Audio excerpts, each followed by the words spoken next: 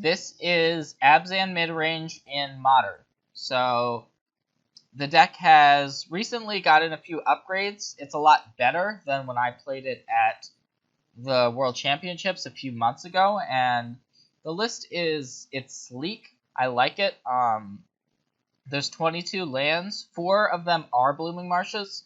So Blooming Marsh is relatively new to the Modern format, and it does basically everything this deck wants to. This deck is primarily black and green, just a tiny bit of white in the mix as well. So the Blooming Marshes, there you can play a Noble Hierarch on turn 1, or you can play a discard spell, and you don't have to take damage. So they really help this deck out a ton. The rest of the mana base, we got a lot of fetches, and then some Overgrown Tombs, some Twilight Mires. You really see this emphasis on black and green lands. We're not playing that much white. There's actually only 1 Godless Shrine and 2 Shambling Vents. No basic plains, no Temple Garden. So this list is different than most of the other lists right now, just because there's less white cards in it and there's not that many white lands you can fetch out. But that's actually fine, because all of your fetch lands can find a Godless Shrine. You only need 1 white mana. And even if your opponent has something like a Ghost Quarter to get rid of your Godless Shrine, you still have Noble Hierarchs and other ways you can cast your white spells. So, like as I mentioned before, there's 4 Noble Hierarchs in the deck, and these are the perfect play on turn 1, because your most powerful cards cost 3 mana. So if you're able to go turn 1 Noble Hierarch, and there's a ton of green-black lands, so you're able to go Noble Hierarch into a Liliana. And that's kind of what the mana base is focused on doing. And whenever you're able to do that on turn 2 and go Liliana of the Last Hope, eat a creature that your opponent played, or Liliana of the Veil, you can either tick it up, tick it down, and you're going to find yourself winning most of those games. So also on turn 1, you can play a discard spell. So we've got a mix of Inquisitions, of Kozilek, and Thoughtseizes. So it depends on the matchup. If you care about your life total, the Inquisition tends to be safer, but Thoughtseize hits a number of problem cards out of the bigger decks and the combo decks. So I like having a mix there. And now we get to the new impact card of the format out of Aether Revolt, Fatal Push. This card is changing Modern, and it is a perfect fit for this deck. There's a number of fetch lands, so you can just go fetch land, Fatal Push, your Thought-Knot Seer, say, or your whatever. So it's just such a versatile card. It kills most of the creatures in the format for just a 1 mana investment. And this deck is all about having cheap spells, so you're able to do multiple things in a single turn, and Fatal Push helps allow you to do that. So I like the 3 Fatal Pushes main, and then there's also 1 in the board. Sometimes you don't play against a creature deck, but against the creature decks, Fatal Push is just the best thing you can do.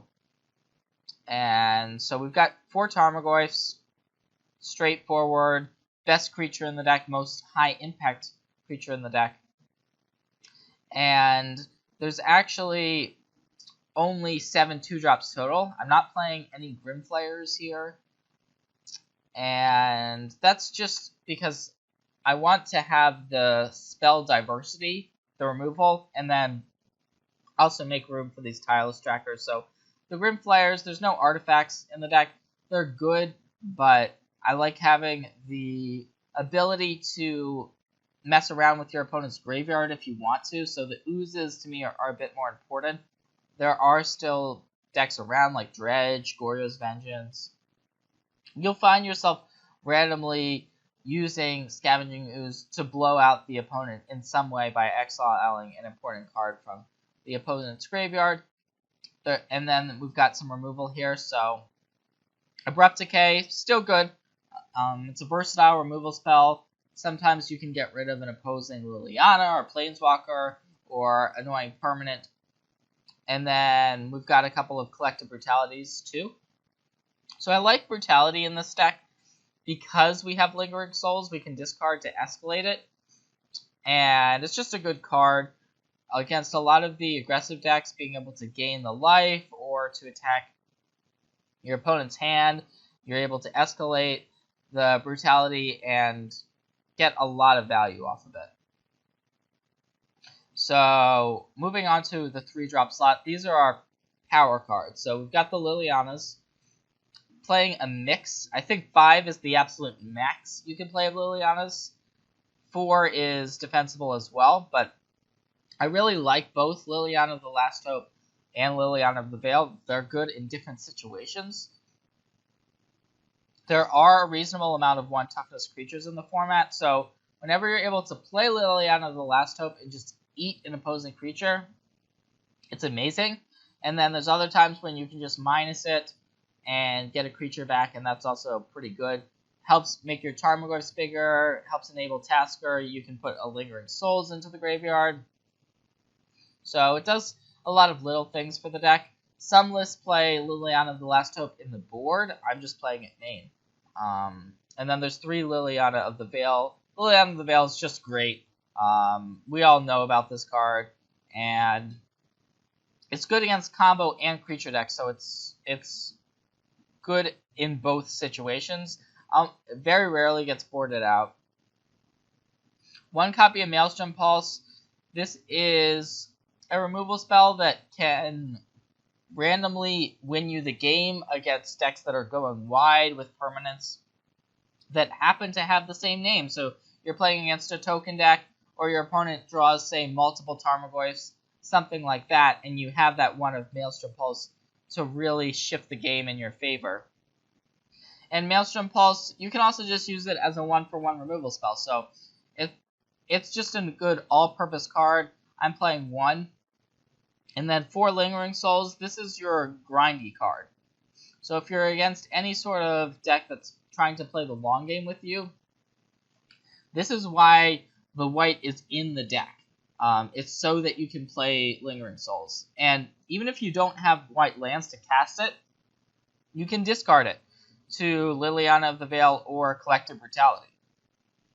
So this is almost a black-green deck splashing Lingering Souls, because the card is so powerful.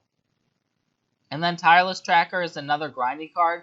So whenever you're able to go Tracker, fetch land, sacrifice it, get 2 clues, and you're kind of at parity, like neither you or your opponent is really winning the game, that's just going to be huge. Because even if your opponent kills the Tracker, you've still essentially drawn 2 additional cards from it. You can then get it back sometimes with Liliana of the Last Hope. So it's just a card that's really impressed me more and more in these grindy matchups.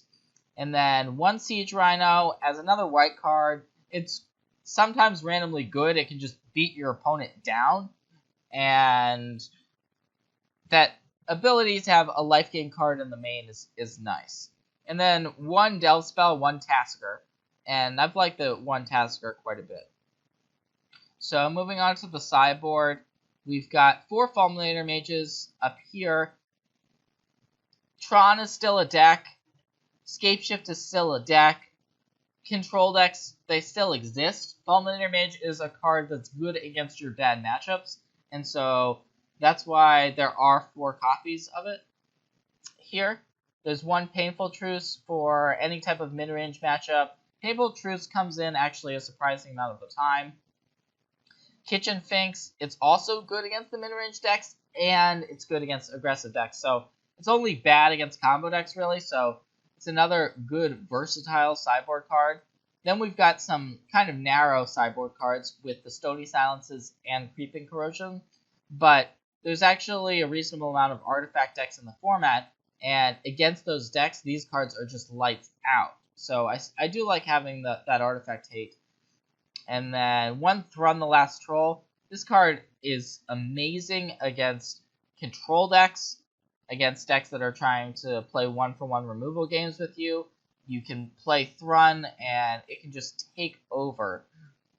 And it only basically dies to Supreme Verdict and cards like that. So it will not die to Path to Exile, to Opposing Terminates, stuff like that.